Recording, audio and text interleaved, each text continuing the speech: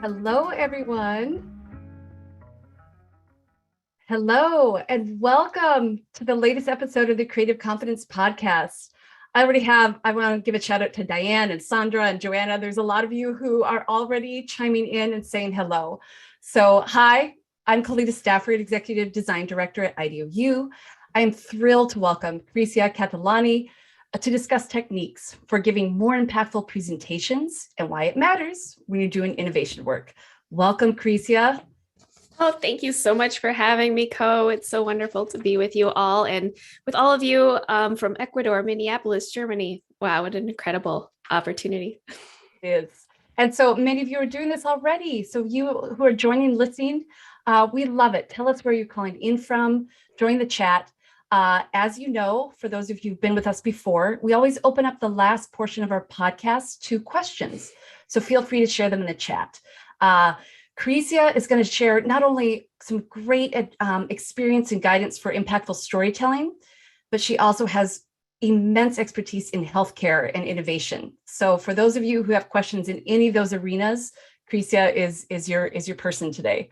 Caricia, let's just dive in. Why don't you start us off with a warm-up? And this is about, as I understand, being present in your body. And we will explain to everyone in just a moment why we're doing this, but I'm just going to hand it over to you and let's get started. All right, Co, are you ready to jump off the deep end with me here? I am. Okay. I am. Well, thank you so much for having me. And I'm really excited to kick this off with a physical warm-up. This is an exercise that I learned to incorporate over the years. And I have to say I've been lucky to spend the last 28 years of my life with my partner, Anthony Veneziale, who is a performer and an improviser. And he has spent most of his life on stage with this show called Freestyle Love Supreme that's on Broadway and touring right now. He works with kind of genius creatives like Lin-Manuel Miranda and Wayne Brady. And so he's taught me some improvisational skills that I bring to my much less theatrical life. And I'm going to do one of them with you today. It'll take us about 60 seconds. It's called Lion Mouse. All right. So this exercise, luckily, if you're sitting in front of a screen like I am, you can see yourself. If not, this is nice to do in front of a mirror. But what we're going to do is we're going to do a lion face. And that lion face is like, you use your hands and your body to make your whole body feel really big. And like you've got big lion claws. And then you make your mouth huge and like roar like you're lion. You're like, ah! Oh, I feel so stupid. Yours is really good. Okay, just do it. Yours is really good. Yes, that's exactly it. And I hope everyone, you better be doing this because Tracy and I can't be the only ones doing this right now. I know. And for those, if you're not visual, so like you literally have your hands up in the air and big lioness paws. Lion paws. Yes. And you're making your mouth big and you're like doing a roar. And then you're going to do a mouse. It's the opposite line. You're tiny, little tiny squeak noises. And you squeeze your like nose and mouth together so it's almost to one point. And you make your fingers tiny right next to your little tiny mouse. Like that. And then you do line. Then you do mouth. And then so stupid and small. Sorry. Giant mouth. So you do that 5 times. That is one of the warm-ups that I do before presenting. And I actually did it before I got on this podcast with you today. So, and those of you just joining, we're with Caricia Catalani. We're going to be talking about impactful presentations. And so you just did a warm up for us around being present in your body. Do you want to say more about why that's important? Yes, I will. I have to say that it has always been really hard to show up fully present even during your own talks, because your chances are you're walking in from your last meeting, you've got 50 other things in your mind. You have a device in your pocket that's like letting you know about the notifications about the horrific news of the day. You're wondering if your child is going to get sent home with COVID today. There's a million distracting factors. And in fact, one of the most important things that we can all do to be better presenters is to actually show up fully in this moment with your body all present in the space and your mind feeling awake and ready to play. And I say play because for most of us, when we get ready to do a talk or presentation, we get into some performance anxiety feelings. And so the antidote to performance anxiety is play. And so if we can get ourselves into a mode where we tell our brain that we're about to do something silly, ridiculous, potentially vulnerable, then you start to activate the part of your brain that's like, oh, I'm going to play. It's not about performing. I'm here to play. And then suddenly you're more generative, you're more loose, and the stories come easier. That is brilliant. And we have so many people who resonate with what you said. Like one person said, my 15-month-old is so entertained with what I'm doing, or someone came to check on me and I scared the dog. And that's exactly that's exactly what you want. That's exactly why these things are they're meant to shift you into a different state. Yeah. Yes. By the way, we do have some Freestyle Love Supreme fans. Oh, good. Ryan is going to see it this weekend, apparently. So it's in San Francisco right now, by the way, too. I saw that the other day. Yes. All right. But so for those of you just joining, let me give you an introduction to Caricia. And Caricia, this is where you just get to sit back and let me gush about you. So she's a senior design director at Pear Therapeutics, where she's leading a team to build prescription digital therapeutics to help people suffering from substance use disorders. That's your current role. But Caricia has an extensive history doing innovation and design in healthcare. You've helped to build over a dozen new healthcare platforms. I understand some of your favorites are an accessible phone-based digital service to help tuberculosis providers in Kenya, a national information platform for maternal health in Rwanda. You've worked with over 100 healthcare projects in 28 countries. So for those of you who are global and working in health, or if you're just looking to be better storytellers, Caricia is here to give us all some amazing expertise. She was previously a design director at IDEO and appears in our course on impactful presentations.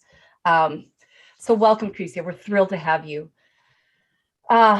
Today, specifically, we're going to talk about how to do impactful presentations. And spoiler, it's not about just having a great story arc, as you can tell from Caricia's first warm-up. And just also, we're going to talk generally about what are some ways you can overcome hurdles in innovation by using storytelling techniques. So Caricia, we kind of have to just start with a story. I said broadly your kind of resume type description, but I'd love to hear from you. Yes. Why are you passionate about working in the healthcare space? And why are you drawn to the work that you do? Well, thank you for that introduction, Co. It's I feel intimidated about following up on that, but I would love to just say a little bit more kind of beyond the resume. What as you mentioned, I'm currently working at Pear Therapeutics, and we focus on addiction medicine and specifically building digital tools around addiction. And I have to start with I grew up in rural Oregon. And anyone who grew up around that part of the world knows that we have an incredible array of fruit trees. I used to climb fruit trees every day of my life as a kid. And I remember the summer times, I would just be like permanently stained red, like my face, my hands, like sticky cherry red. And I remember one summer, it was a really cold summer, which is basically every summer in the Pacific Northwest, but this was a tough one. And the ripest cherries were at the very top of the tree and I couldn't reach them. So my mom climbed up to the top of this tree and I watched her slip and fall from the top of the tree and she felt like a rock. And to this day, I can remember, I was only 5 at the time, but I can remember the sound of her hitting the ground. And it was this kind of thud and crackle. And that thud and crackle changed my life. She had a profound back injury that she suffered from. Her doctor prescribed her pain pills to manage it, to cope with it. It was incredibly painful. And year after year, she needed more and more pain pills to manage just the cope with the pain. As we all know, it's sometimes, one works 1 year and next year you need 2, the next year you need 3. And she became more and more dependent on opioids just to manage her daily life. And in 2010, she died of an opioid overdose, and she wasn't, in my book, an addict or a user. To me, she was just my mom, and since then, about 600,000 others have died of opioid overdoses. She was not alone. We're not alone. There are about 1 million people today that struggle with opioid addiction. And I went to work for Pear Therapeutics and focusing on addiction medicine because the US has 14,000 recovery centers in the whole country. And it's just not enough. It's not enough for this problem that the healthcare industry itself has caused or been incredibly implicit in causing. And so we launch and design products that are digital tools that can be more accessible to people around the country, even if you live in a rural place like we did, that are effective clinically. There's a lot of things that don't really work that people spend their hard-earned money and time on, and that, to me, more importantly, are shame-free. And so we feel like we're part of a movement that anyone can join, even if you don't work at Pear Therapeutics, a movement to fight shame and to kind of build support for people who are looking for help. Our movement is called Shatterproof. You can go to shatterproof.org, and there's lots of ways to contribute. But that's my story of why I made this transition in my work and why I've been focusing on addiction medicine. Yeah, thank you for sharing. Thank you for that vulnerability and that honest story. What a powerful story. And I'm so sorry, as a lot of people are sharing. I'm sorry for your loss, and they're also sharing how touching and inspired they are. And it really speaks to who you are. You are, one part of your life is a designer, one part of your life is a healthcare, but all of it is underlined with a passion and a commitment. You are amazing. And so I'm so thankful you're here to share more. Thank you, Co. Do you need a minute? I always need a minute. Yeah, we went from lions to mice to really impactful story. Yes. Yeah. It's all part of this like roller coaster of bringing your whole human self to your work. And it is wildly playful and fun. And sometimes it can be, hard. We can go to hard places. And I think when we're doing design work right, we are doing it in a way that transforms us as people, as designers. We are feeling transformed by this process and by the work we do. And also, we hope to design products that can help others to feel transformed. So part of that is putting yourself on that path of being willing to expose your own vulnerabilities and see what growth looks like for you. And so I'm going to transition us we're going to kind of lift a curtain here. So you just modeled what it really means to tell an impactful story and what effect it creates. And so we're going to reveal some of why and how others might do that, because I would love to learn how to do more of what you do.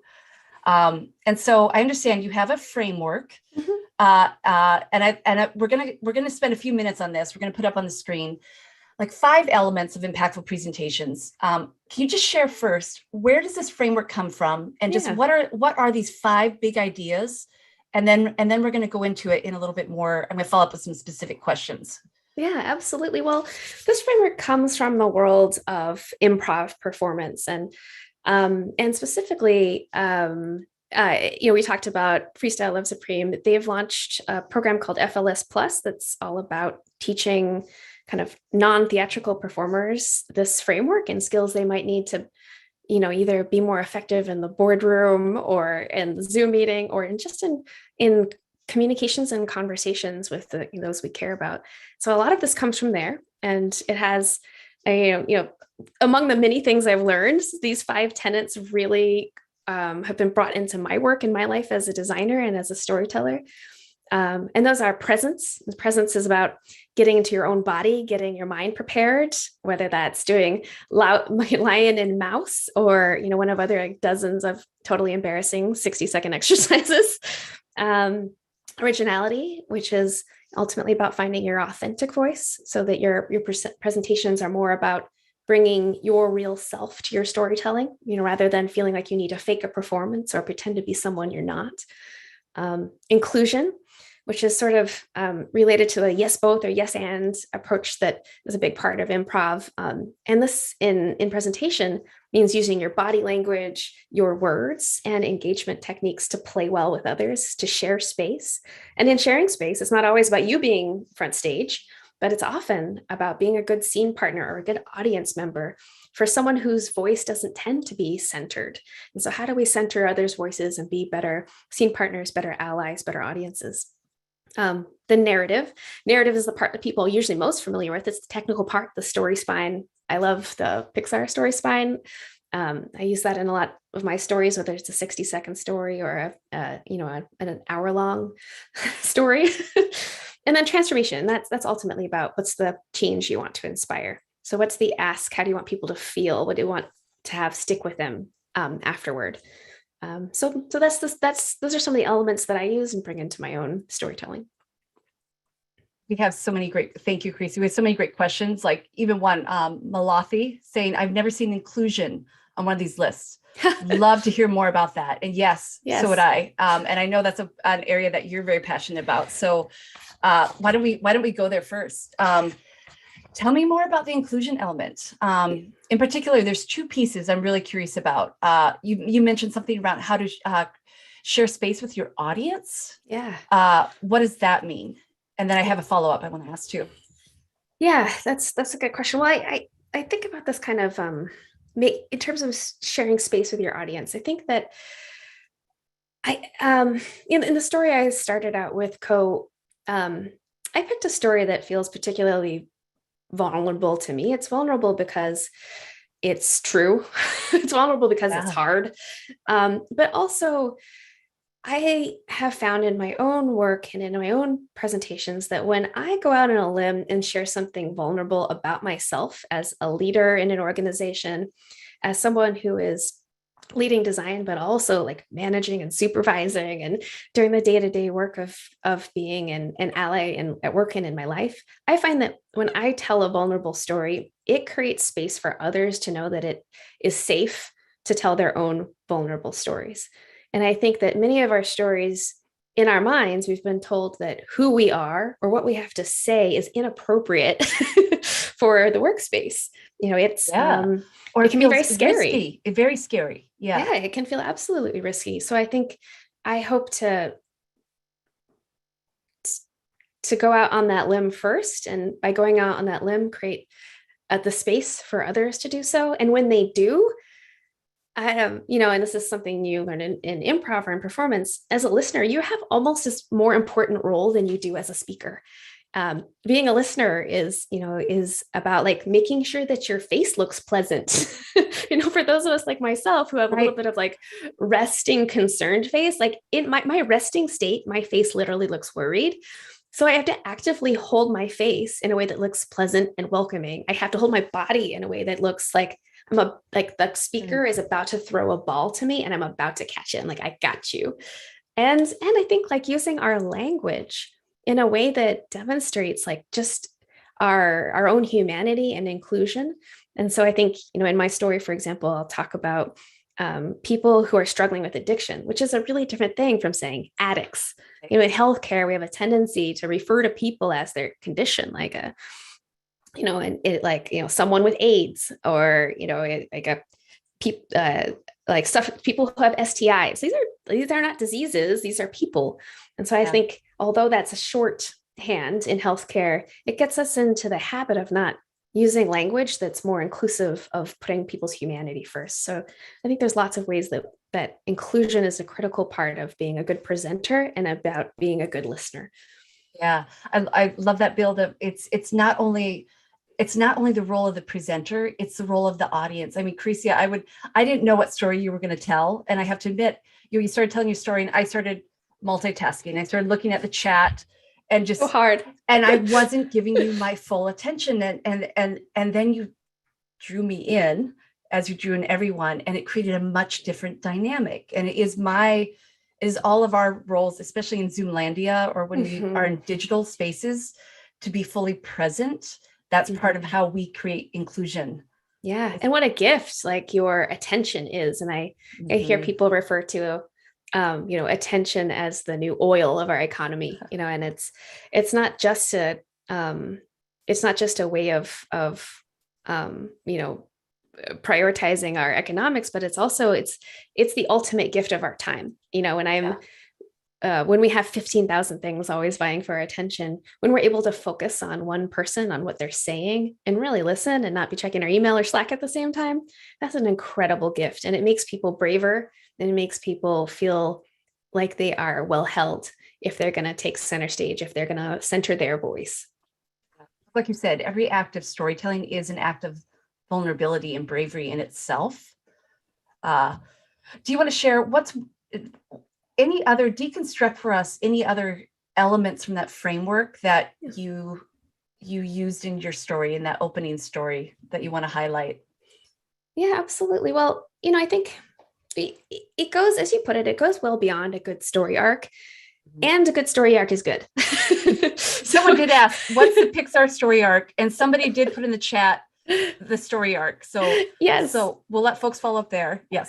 Yes, absolutely. I mean, the story arc is important. I mean, I love a good formula that might help me to do something that feels otherwise abstract. So my story that I shared, it does have a formula. The Pixar story arc is, once upon a time, I grew up in Oregon, fruit trees. Every day I climbed fruit trees until one day, I tell the story of my mom falling on the tree. And because of that, she was prescribed pain pills. Because of that, year after year, she needed more until finally, we experienced this incredible tragedy and loss. And that's what created the new world I live in today. So those are the elements of the Pixar story spine. And this story spine is helpful, but it's not enough. And so for me, there's something else that's really critical here. And it's kind of about originality and bringing your authentic voice. I could say I built digital therapeutics for addiction. And I think that's what most of us do. They talk about their work by what they do, not why they do it. And I think when you are telling your own story in an authentic way, you share something that explains your motivations to people. Like, what are you in this for? Yeah. And it builds a lot of trust for you to tell a little bit of your founding story, a story that maybe only you can tell, around what are you really in this for? What are you hoping for? And it kind of answers the unasked questions in the room. Like, what are you doing here? So it reminds me of just the importance of, when you're talking about it, creating the conditions for, I was thinking about the Great Resignation. So many people reassessing their purpose and their connection to their professional careers. And I think part of that is people opening up and really owning more of their authentic selves in their work, and feeling the permission, the need to bring that why to their work.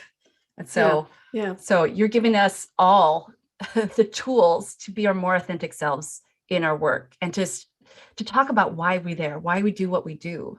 Mm-hmm. We have some amazing questions coming in, and I am going to get to those.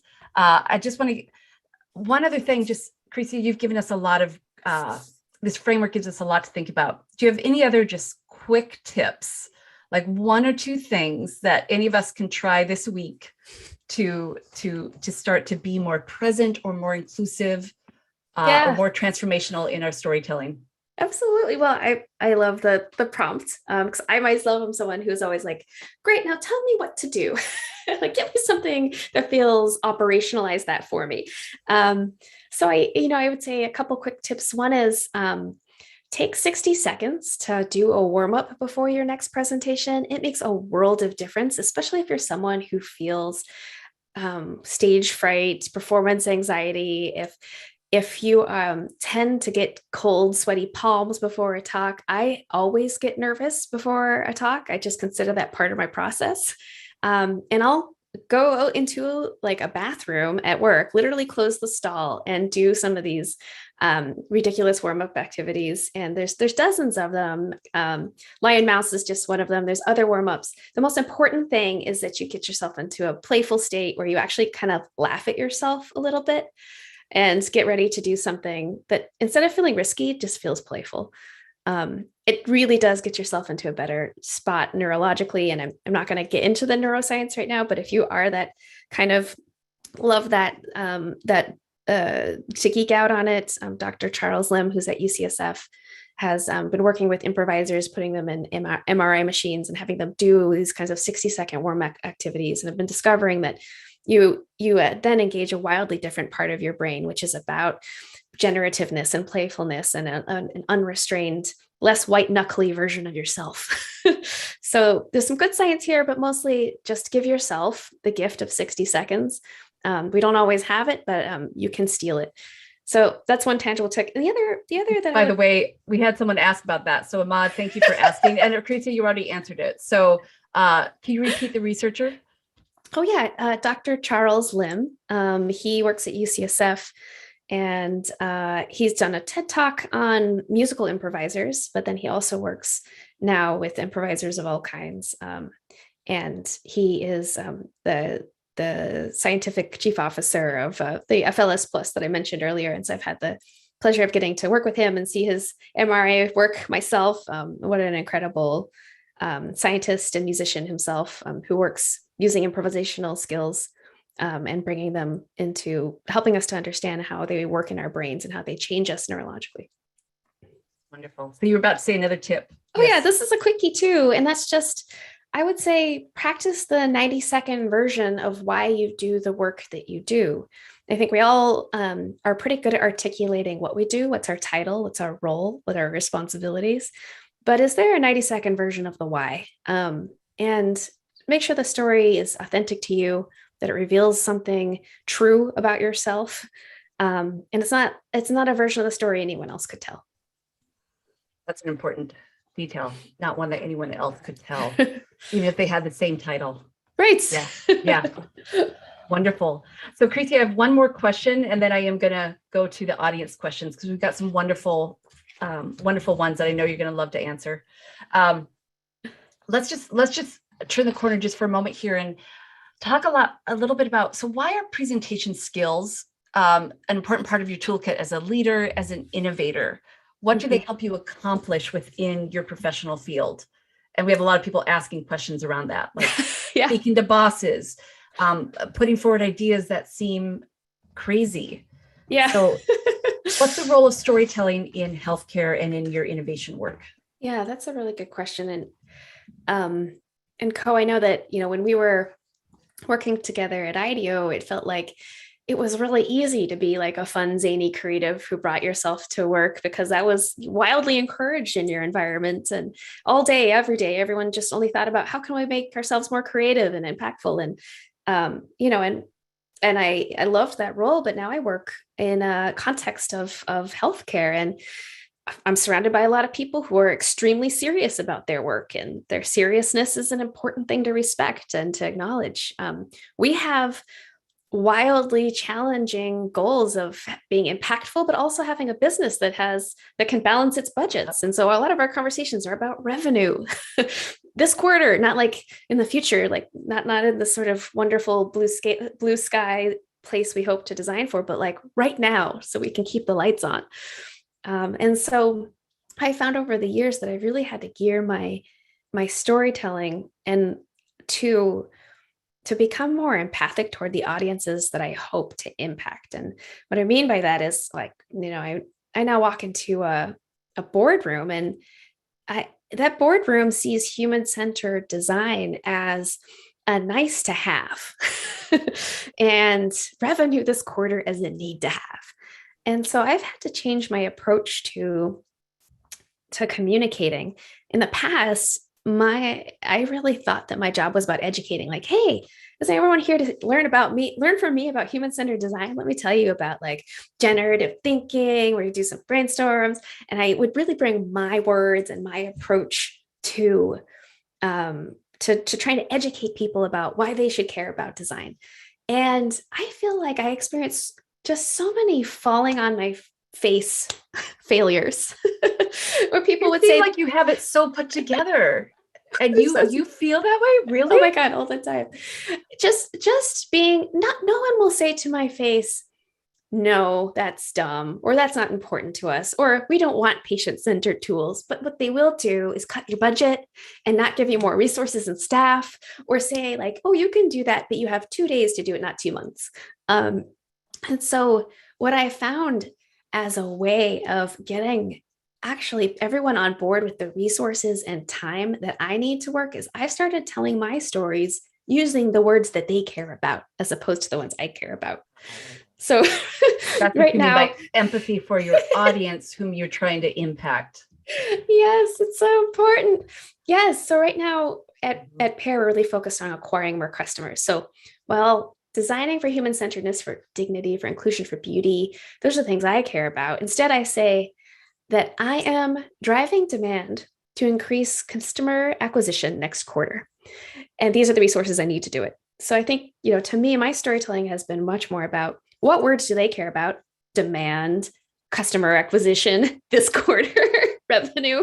And how do I use those words to explain what I am doing and that those are the impacts of what I'm doing? I don't need them to learn what human-centered design means. I don't need them to become design thinkers. I just need them to understand that we have shared goals here and that I am totally committed to their goals. I just have a different process. I've got some great comments like, thank you. That's so insightful. And it's so tangible. So I'm going to move to questions and build on this one, Caricia, and we're going to stay in the same lane.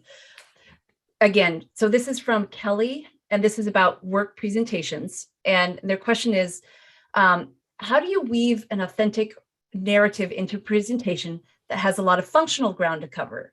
So similar to what you said, like there's probably a business agenda, business case, there's functional things. And Kelly's wondering, so how do I make space or weave more vulnerable or authentic moments into that? Yeah, that's a huge challenge because I think, every meeting that I go into has already an agenda that it's got like 90 minutes packed into a 20-minute session, right? And we have a lot of problems to solve. And one of the things that I've found for myself is that if we kick off a meeting with 2 minutes, it's not a long time, but it can feel like a long time when you only have 20. 2 minutes of providing some human connection to what you're doing and why, then the result is that people actually stop checking their email. They stop doing the to-do that they left the last meeting from because they're just trying to finish it up before the next meeting starts. You actually have some focus. And once you have focus, you have some incredible opportunity to get the work done faster and more efficiently. So it's not an easy answer, but that to me, spending the 2 minutes it takes, why are we doing this? Why is this important to you?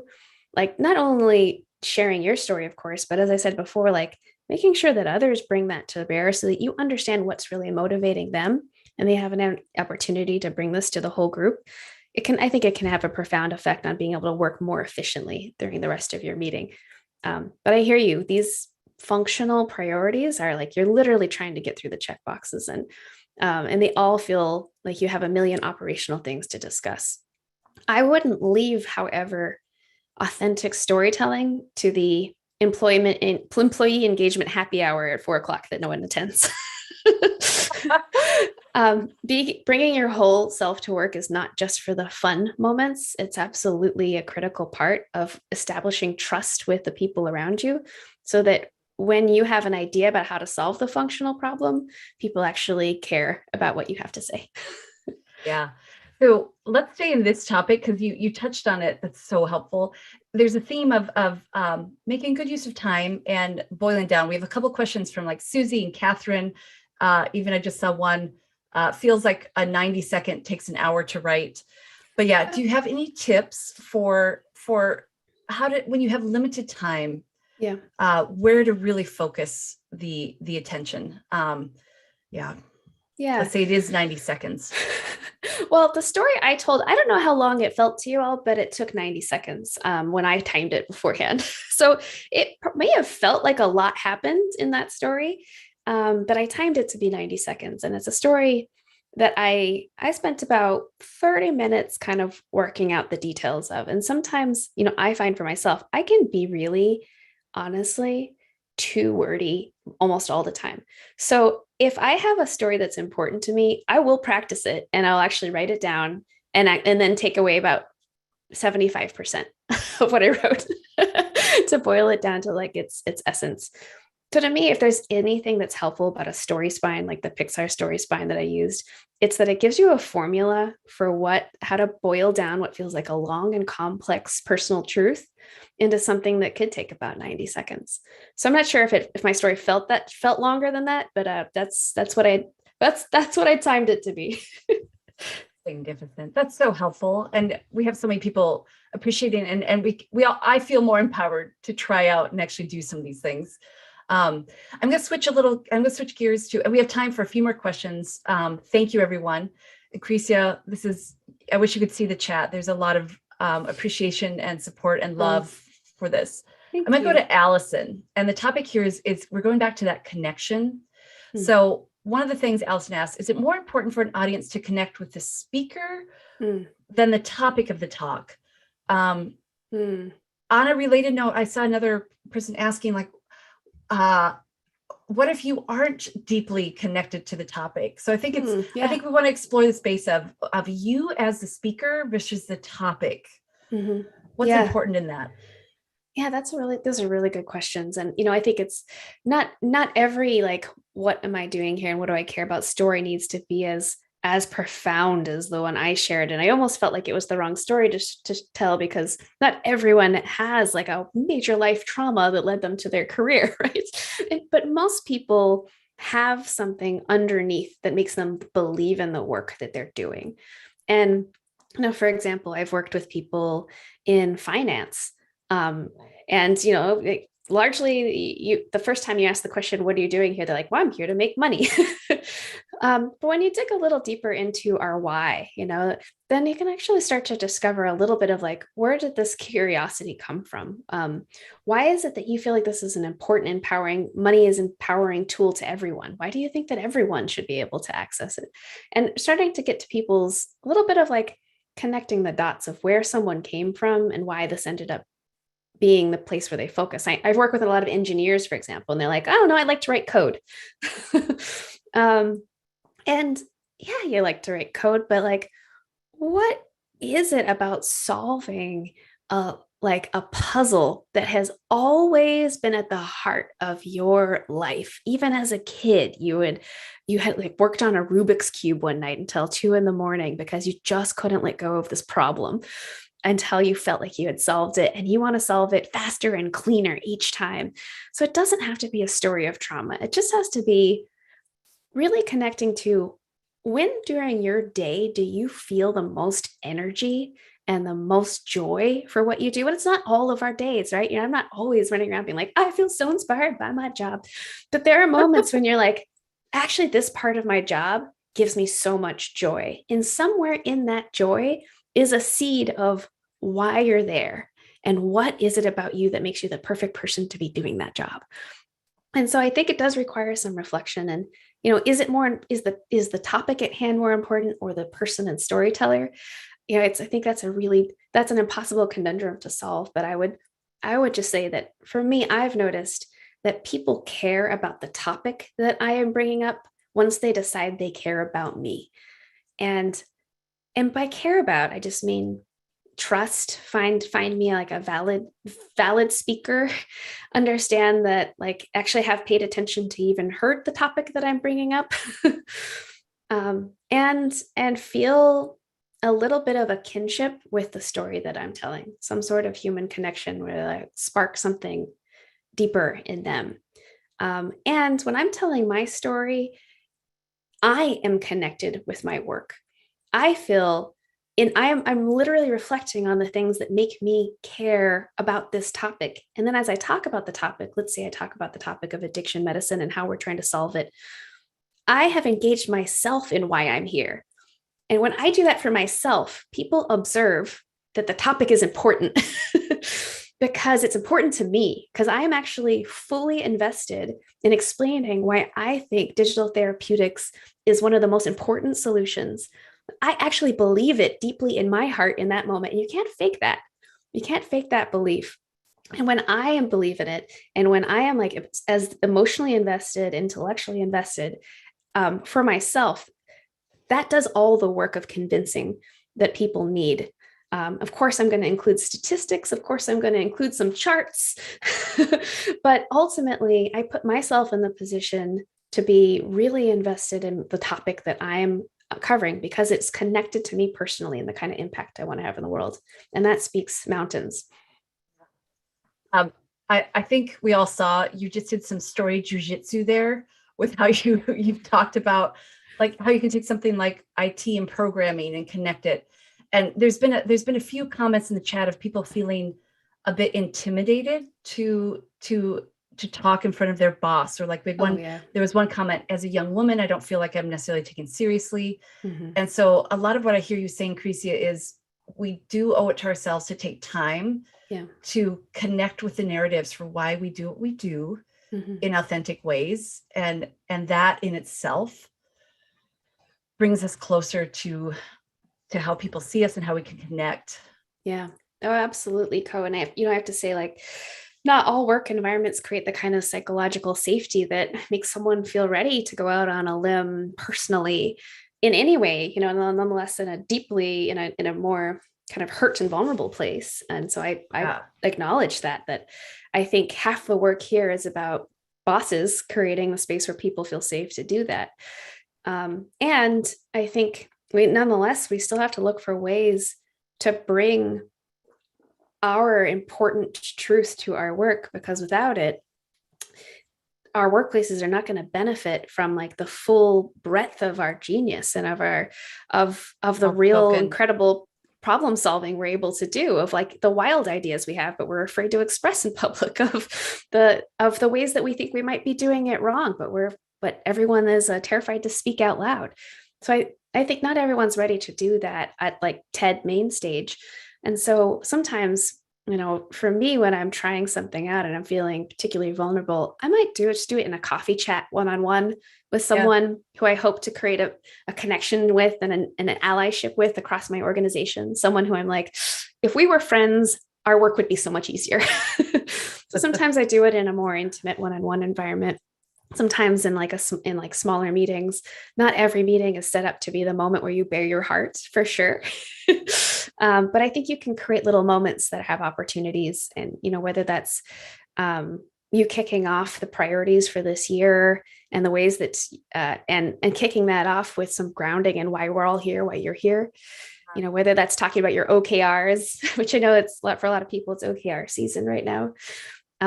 Like before you jump into what we're going to do, grounding yourself in your own personal why you're going to do it. And other times it's honestly just more about an intimate conversation with one or two people who you really hope to connect to. Oh, OKR. Yeah, good question. Yeah. Not everyone has OKR season. Lucky you. OKR. Objectives and key results, but there we have plenty. But the point being, whatever language is used in your context, they're understanding what your audience might be thinking about, and then telling your narrative, honoring those audience needs and that language, and making sure you're making space for why you're there too. Yeah. So we are out of time. This has been amazing, and I wish I could go to all the questions. I have one last one for you, Caricia, which I'll give you time to think about. And it's quite simply, what advice do you wish you had received when you were starting out, or advice you give to your younger self? You think about that. I'm just going to share a couple of announcements with everyone. So again, thank you everyone for joining us. We've been talking with Caricia, who is an instructor of impactful presentations. I have a couple other updates from IDEO we're really excited about. We are launching a new offer for teams called Sprints, and it's based on IDEO's innovation approach. It combines collaborative work sessions and coaching moments. You can find out more at our website, ideu.com/sprints. We also have a new course coming. Caricia, I know you'd even love this one. It's systems thinking, human-centered systems thinking. So that's coming in April. You can learn more about that at our website, .com/systems. So again, thank you everyone for joining us. Last word goes to Caricia with just what advice would you have given your younger self, or do you wish people had given you as you were starting out in your career? Yeah, that's a good question. And I was recently asked this by someone who is just starting out early in their career in healthcare and design. And The one thing that I said to her is that if I were to go back to my past self, I would, I, I think for many of us, we join kind of social impact organizations or purpose-driven organizations because we have this sort of kind of wild ambition to change the world and to have an impact on communities we care about. And somewhere along the line, we lose touch with who those people really are and why we're really there. We go into every meeting with a spreadsheet on, on all the small objectives and tangible wins we're trying to achieve this quarter. And it can be really hard to keep that fire in our bellies. And so I guess one thing I said to her, and I would say to my younger self, is never wait for anyone to give you permission to connect to the communities that you hope to serve. And I think that might mean that you're connecting to those communities in a non-professional way. You're volunteering and finding yourselves working in an addiction center, for example, showing up as a volunteer, showing up in the spaces where the communities you hope to serve are already living their lives and doing, many community of their own programming and their own initiatives. Like, don't wait for your organization to say, yes, you have permission to do interviews. Don't wait for your boss to say it's a priority for you to be connected to our customers. It's just something that can be a part of your own work and your own kind of maintenance of that fire in your belly that you're going to need to get through long, hard nights and weeks of working. Healthcare, especially, is a long haul. And I think you need that fire. And it's absolutely critical for you to be working and connecting with people, knowing the language that they use, knowing the struggles they care about, which might be just radically different from the ones that you're currently focused on from an organizational perspective. So that's what I would say. Caricia, you are such a gift to all of us here. Thank you for letting us listen and learn with you today. And thank you everyone for joining us. Wow. Okay. Thank you, Co. Thanks. Thanks, everyone.